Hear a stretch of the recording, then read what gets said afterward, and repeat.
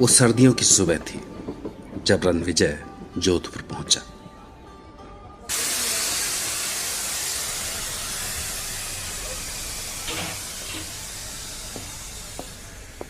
आगे की ट्रेन में कुछ वक्त था, इसलिए वो कुछ देर के लिए जोधपुर घूमने लगा।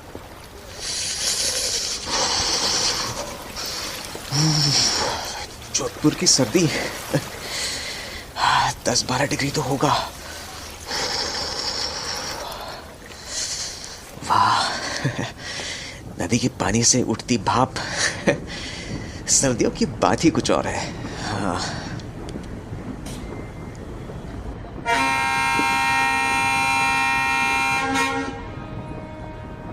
वो जोधपुर से निकलकर शाम तक पाली पहुंच गया।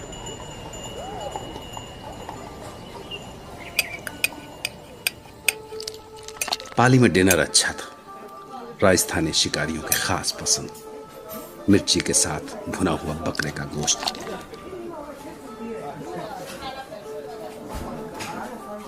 यहां से उसे राजसमंद जाना था, अरावली की खूबसूरत पहाड़ियों के बीच।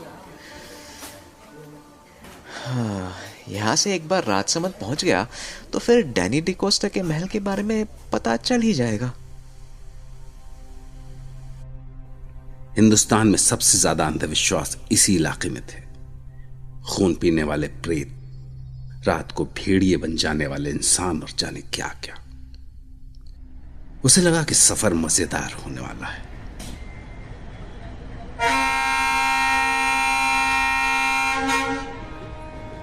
पहाड़ियों के बीच में से होकर जाने वाले घुमावदार रास्तों ने उसका दिल मोह लिया।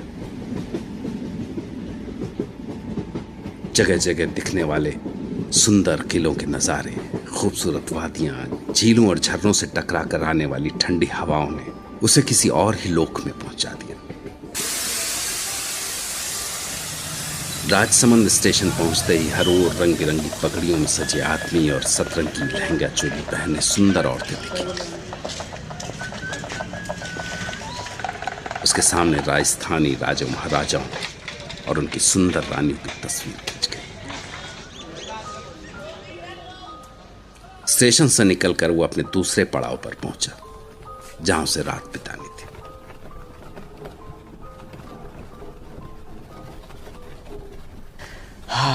वाह, लगता है किसी परियों के देश में आ गया हूं। हाँ, इतनी सुंदर जगह के बारे में जाने किन बेवकूफ लोगों ने ये अंधविश्वास फैलाए होंगे।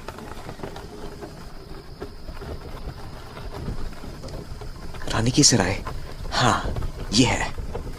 डैनी ने अपनी चिट्ठी में इसी होटल में ठहरने के लिए कहा था। हाँ। वो एक पुरानी सी इमारत थी, जैसे पुराने वक्त में राजाओं महाराजाओं के कोतवाल या मंत्रियों की कोठियां हुआ करती थी।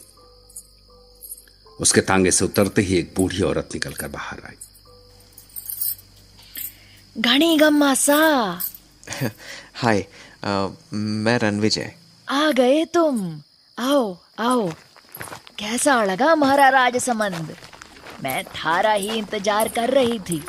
आओ सा आओ, थारा कमरा दिखा दूं।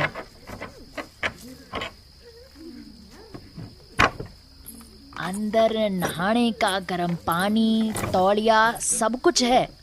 और भी कुछ चाहिए तो बोल देना सा। हाँ, अच्छा, थारे वास्ते ये चिट्ठी मिली थी मारे को। बुढ़िया ने रणविजय को एक लिफाफा थमाया। रणविजय ने कमरे में पहुंचते ही खुद को बिस्तर पर फेंक दिया और फिर वो चिट्ठी खोली। थकान से जान निकल गई। देखो क्लाइंट ने क्या लिखा है। 4 दिसंबर, राजसमंद में तुम्हारा स्वागत है दोस्त। मैं बेसब्री से तुम्हारा इंतजार कर रहा हूं। कल 3 बजे तुम्हारी रत्नागढ़ की यात्रा शुरू होगी।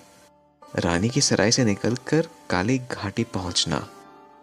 वहां मेरी शाही बग्घी तुम्हारा इंतजार कर रही होगी।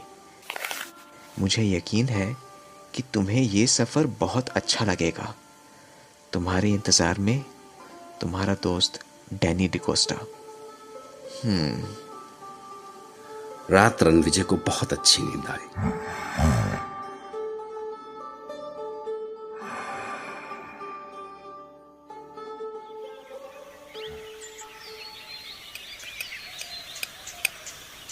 सुबह नाश्ता करने के बाद वो आदतन यहाँ की अपनी यादों को डायरी में समेटने लगा और फिर दिन के खाने के बाद वो आगे के सफर के लिए तैयार था। हाँ आंटी जी, तो कितना पैसा हुआ आपका? मारे को चिट्ठी के साथ ही कमरे का किराया और थारे आने जाने के वास्ते घोड़ा गाड़ी का भाड़ा मिल चुका है सा। घोड़ा गाड़ी वाला बस आता ही होगा। पर जे बताओ कि आपने जाना कट्टे को है? मैं रत्नागढ़ जा रहा हूँ। रत्नागढ़ का नाम सुनते ही वो बुढ़िया अचानक पीली पड़ गई। उसके पैर कांपने लगे। क्या क्या हुआ? आप पर उसकी तो जैसे जीभ ही अकड़ गई थी। तभी घोड़ा गाड़ी पहुंच गई।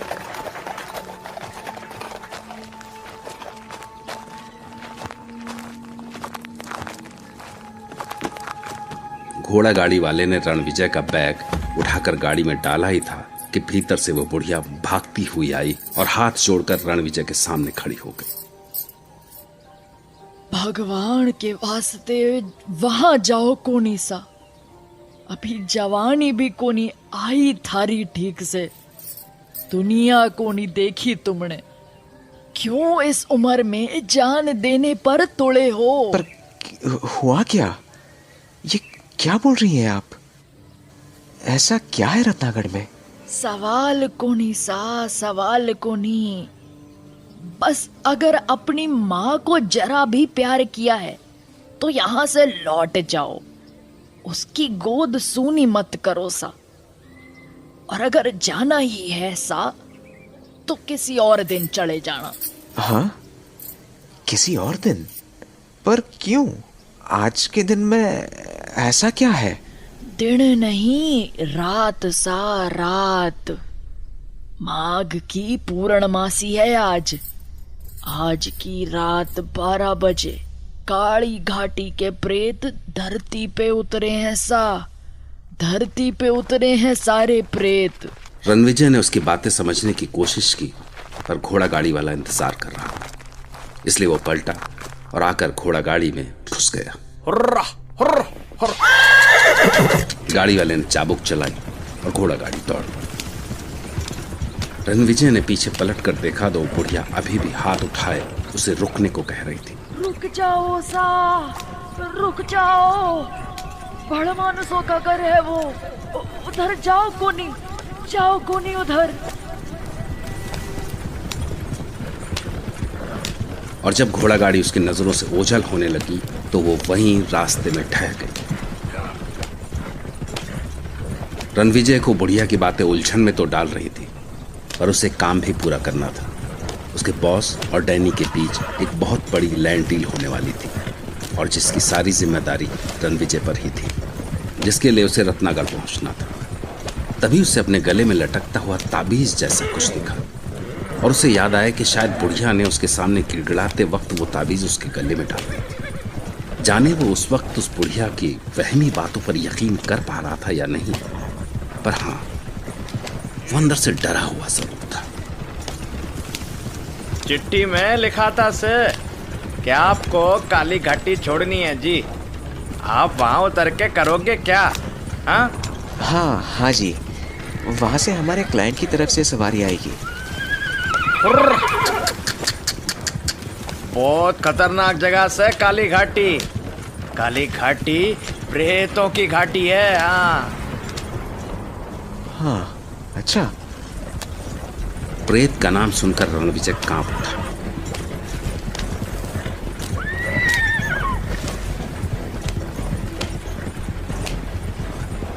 रणविजय को समझ में नहीं आ रहा था कि इस तांगे वाले को रत्नागढ़ पहुंचने की ऐसी क्या जल्दी थी। वो इतनी रफ्तार पर भी ऐसे तीखे मोड़ काट रहा था कि सवारियों की जान गले में आ रही थी। अरे अरे भाई, जरा धीमे चला लो। टांगा पलट गए तो दोनों मर जाएंगे। पर तांगे वाला तो जैसे बहरा हो गया था। तांगा भगाने का जैसे कोई जुनून सा सवार था उस पर। झींगुरों की आवाज ने माहौल में एक सिहरन सी पैदा कर दी थी। कंपा देने वाली ठंडी चांदनी के बीच तांगे के आगे लगी दो लालटेनें रास्ता दिखाने की असफल सी कोशिश कर रही थी। अरे तांगे वाले, आपको हुआ क्या है? आप क्यों घोड़ों की जान लेने पर तुले हैं? क्योंकि सर हमें आधी रात से पहले काली घाटी पार करनी है। हाँ।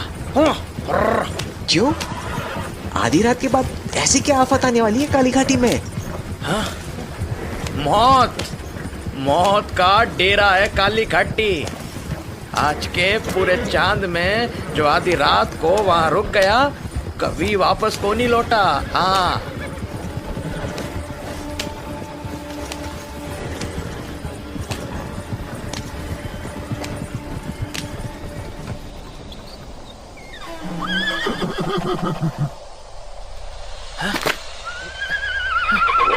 हाँ, चल चल चल मेरे बच्चे, चल चल चल चल चल चल चल ना। तो कब तक आएगी काली घाटी? घोड़ा थम गया, मतलब काली घाटी अब दूर नहीं। बस कुत्ते यहीं तक रहते हैं। हाँ, चल चल चल चल। हाँ, क्यों? क्योंकि काली घाटी से भड़मानुसों का इलाका शुरू हो बे। आधी रात को भेड़िए बन जाने वाले प्रेतों का राज। हाँ। पर तुम आगे कट्ठे जा रहे से हैं? रत्नागढ़। क्या? रत्नागढ़? हाँ? क्या हुआ आपको? ऐसा क्या है रत्नागढ़ में?